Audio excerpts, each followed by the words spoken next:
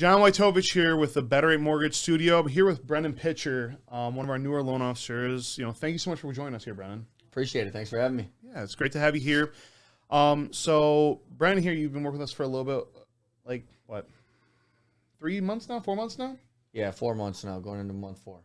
Awesome. So tell us about yourself. How'd you get in the industry? Tell us a little about your background.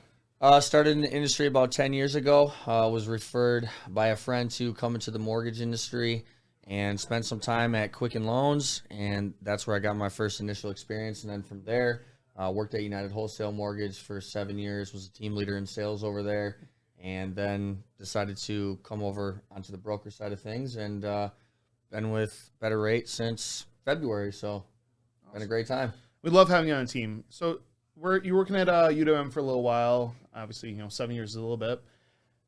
Give us a little breakdown, like what you did there, kind of what your claim to fame was there, what you really are most proud of while you were there. So my time at UWM, I helped broker shops all across the country grow and build their portfolio, helping them go from 2-man shops to 10-man shops, taking accounts that were doing 5 loans a month and helping them increase their production to 10, 15, 20 loans a month. And one of the things I was most proud of, while my time at UWM, would definitely be from the leadership aspect of things.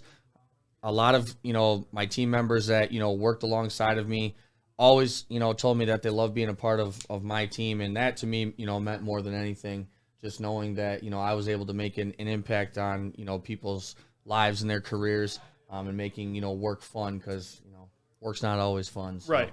Most often work. I know I've already spoken with a few of your clients that you've worked with, and that they rant and rave. They're loving what you do, and they say that you treat them like family. You take great care of them. It's been awesome to hear that, and you really hit the ground running since you started with us, which is fantastic. What have you been doing? I know you've been focused on your realtors. You've been focused on helping them market and grow their business. What else have you been doing that you've been seeing success with? Some of the things that I've been seeing success with is just, building off of the relationships that I've made over the last, 30 years of my life. So going to friends and family members that I know and the area that I grew up in the Bay City area. So just really kind of building my platform off of that, kind of springboarding from there. I think that's been, probably the secret to success for me so far. Instead of just, contacting random people that I have no relationship with, I'm trying to springboard my business off the relationships that I've built off of, my entire life.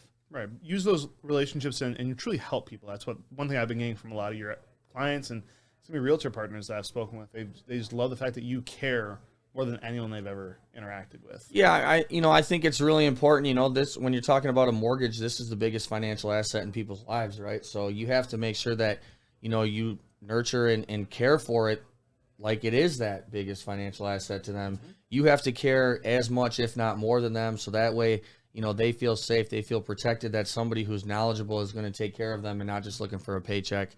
But that comes along with, answering phone calls on the weekends, answering emails late at night, doing whatever you need to do to make sure that you're there to kind of hold, your clients' hands, your realtors' hands, to make sure that they understand every step along the process. Yeah. And I know I've reached out to you even personally before you came and worked with us, when you're still at United Wholesale, and I asked you a few questions, and you were 9, 10, 11 o'clock at night, you've reached back, yep, here, I got you, man, no worries.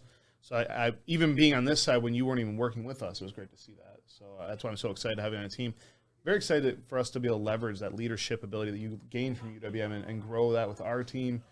I'm really looking forward to the next few years to see how you grow under our 4 walls. So I'm really looking forward to that. So for you, you've been in the industry for a while. You've worked at a retail lender like Quicken. So broker versus bank. Why?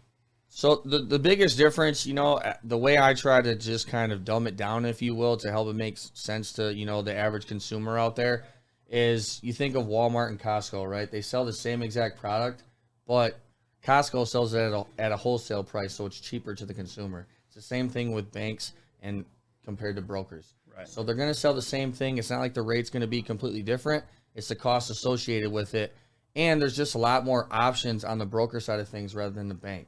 The bank's going to offer you a very, black and white type of product, whereas from the broker channel, there's hundreds, thousands of different programs that we can tailor to make sure that it fits the borrower and their needs. So that way it's a great mortgage for them, not only for today, but down the road. Right. I know I can attest to that. I had a client not too long ago, Chase Bank killed their loan, said, no one will ever get this closed up.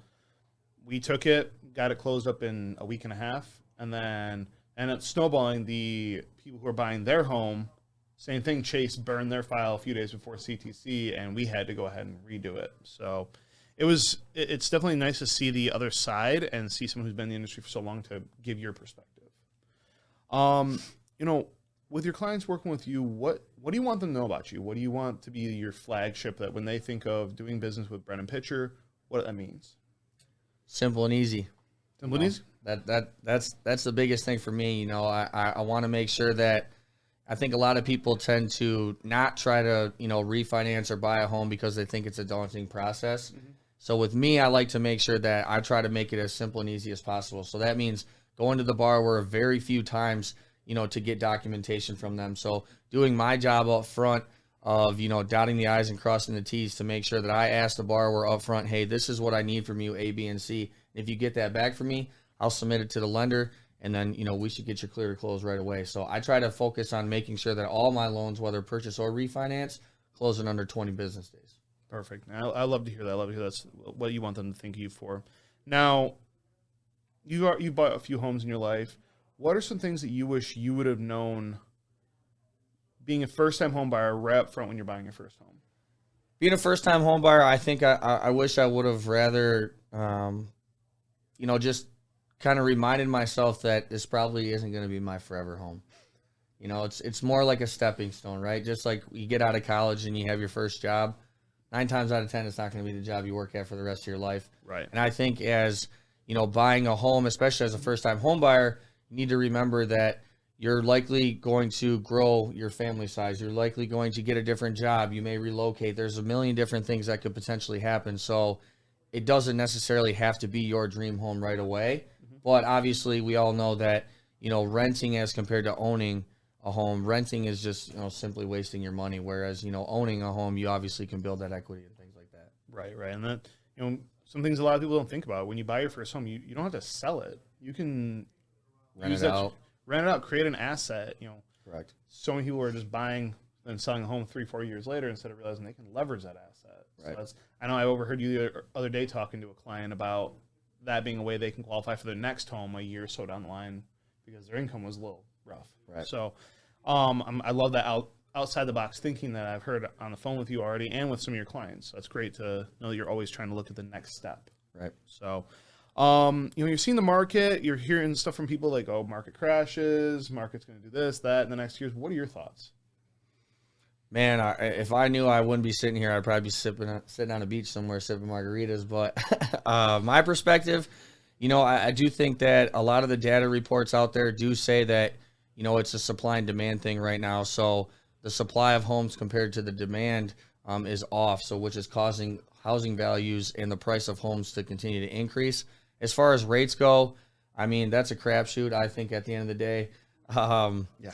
I do think that they're probably going to continue to rise here for a little bit. I've read, some information from some of the more trusted people in this industry that seem to think come October, November, rates will kind of plateau.